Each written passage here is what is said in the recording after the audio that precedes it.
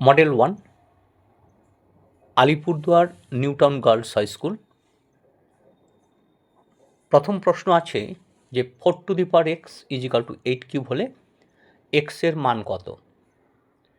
এই ধরনের অঙ্ক সমাধান করতে গিয়ে আমাদেরকে কি করতে হয় না, যৌগিক সংখ্যা যেগুলো আছে সেই যৌগিক সংখ্যাগুলোকে মৌলিক সংখ্যার আকারে প্রকাশ করে নিতে হয়। এখানে আছে 4^x = 8³ 4 মানে কি 2 স্কোয়ার, আর 2 একটি মৌলিক সংখ্যা, তার whole to the power x = 8 মানে 2 এর কিউব, তার হোল কিউব। তাহলে কি হচ্ছে 2^2x = 2^9। উভয় পক্ষের তুলনা করলে বেশে বা নিধানে দুটো 2 আছে, তাহলে এদের কোনো ব্যাপার নেই। সূচকে কি আছে, বাম দিকে আছে 2x আর ডান দিকে আছে 9, তাহলে 2x = 9 বা x = 9/2।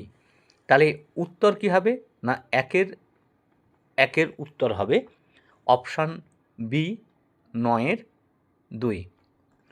এরপর 2 নম্বর কোশ্চেনটা দেখো কী দেওয়া আছে, 2x + 3y = 0 সমীকরণের লেখচিত্রটি কীরূপ হবে? এখানে দেখো x এবং y বর্জিত, অর্থাৎ চলরাশি বর্জিত, পদটির মান হচ্ছে 0, তাই সমীকরণটির লেখচিত্র হবে মূলবিন্দুগামী, অর্থাৎ 2-এর উত্তর হবে অপশান সি মূলবিন্দুগামী।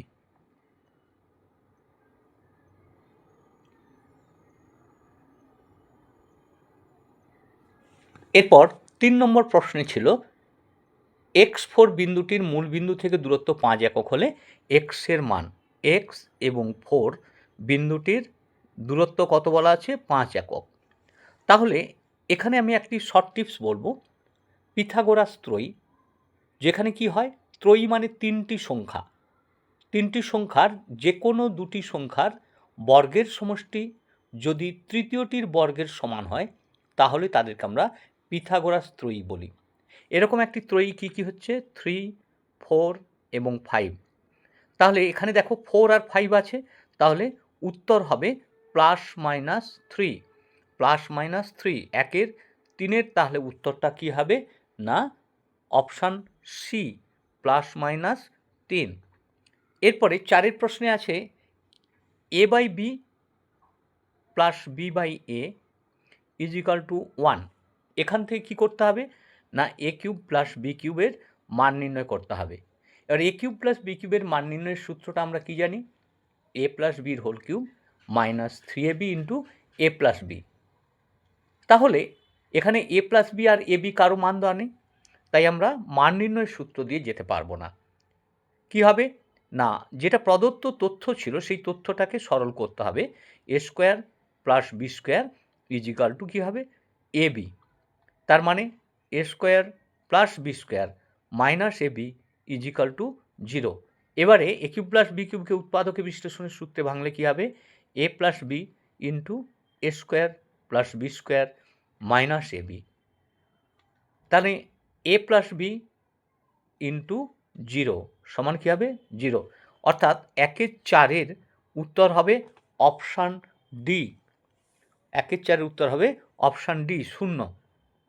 এরপর দেখো 2-এর দাগের প্রথম প্রশ্ন কি আছে, দুটি অমূলদ সংখ্যার গুণফল সর্বদা মূলদ সংখ্যা হবে। অপশান 2-এর প্রথম বিবৃতি যেটা দেওয়া আছে সেটা হচ্ছে মিথ্যা। তার কারণ দুটো অমূলদ সংখ্যার গুণফল, ধরো একটা √2 আর একটা √3 আছে, তাহলে এদের গুণফল হচ্ছে √6, যেটি একটি অমূলদ সংখ্যা। আবার √2-র সঙ্গে যদি আমরা √2 গুণ করি তাহলে পাবো 2, যেটি একটি মূলদ সংখ্যা। অর্থাৎ একটি অমূলদ সংখ্যার সঙ্গে আরেকটি অমূলদ সংখ্যা গুণ করলে সর্বদা মূলদ হবে না, কখনো কখনো অমূলদ হবে।